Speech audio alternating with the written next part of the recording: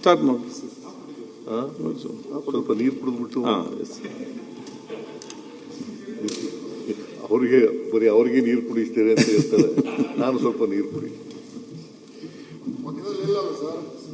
ನಮಗೂ ಕುಡಿಸಿ ನೀವು ಕುಡೀರಿ. ಪಕ್ಕದವ್ರ ನೀರು ಕುಡಿಸ್ತಿದ್ರೆ ಸಾಕು ನಮ್ಗೆ. ಪಕ್ಕದವ್ರ ನೀರು ಕುಡಿದು ಸುಸ್ತಾಗ್ಬಿಟ್ಟವ್ರ ಪಾಪ. ಡೆಲ್ಲಿ ಬೆಂಗಳೂರು. ನಾನು BSc ಓದೋರಿಗೆ BSc ಓದಾದ್ಮೇಲೆ ಲಾ ಓದ್ತಾ ಇದ್ನಲ್ಲ, ಆಗ ನಮ್ಮಪ್ಪ ದನಕರುಗಳಿಗೆ ನೀರು ಕುಡಿಸು ಅಂತ ಹೇಳಿದ್ದದು. ನಿನಗೆ ರಾಜಕೀಯ ನೀರು ಕುಡಿಸ್ತೀನಿ, ನಿನಗೆ ಅಷ್ಟೇ. ರಾಜಕೀಯ ನೀರು, ನಿಜವಾದಂತ ನೀರು ಕುಡಿಸೋದಿಲ್ಲ.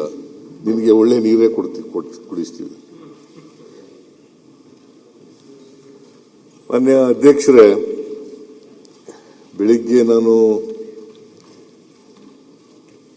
ಕೆಲವು ವಿಚಾರಗಳನ್ನು ಪ್ರಸ್ತಾಪ ಮಾಡಿದ್ದೇನೆ. ಸಾಲದ ಬಗ್ಗೆ ಬಹಳ ಹೇಳಿದ್ದಾರೆ.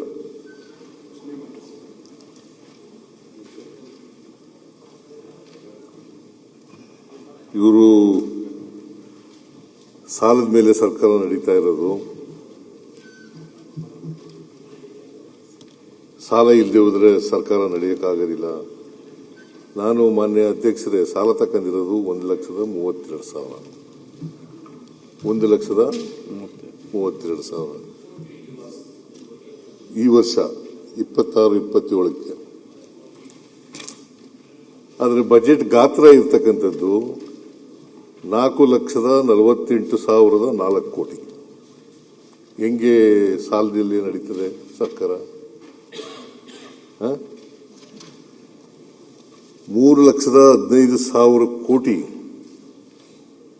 3,15,000 ಕೋಟಿ ತೆರಿಗೆ ಬರ್ತದೆ.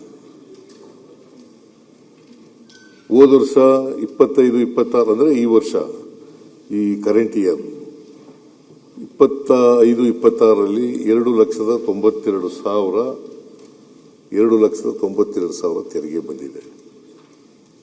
ಬರೀ ಸಾಲದಲ್ಲೇ ನಡೀತದೆ ಅಂತ ಹೇಳ್ತಕ್ಕಂಥದ್ದು ಸತ್ಯಕ್ಕೆ ದೂರವಾದಂತ ಮಾತು.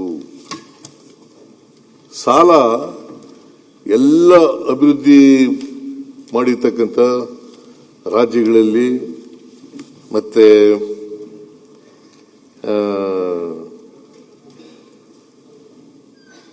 ದೇಶದಲ್ಲಿ ಸಾಲ ಮಾಡದೆ ಯಾವ ರಾಜ್ಯನೂ ಮಾಡಕ್ಕೆ. ನಾನು ಯಾವತ್ತೂ ಕೂಡ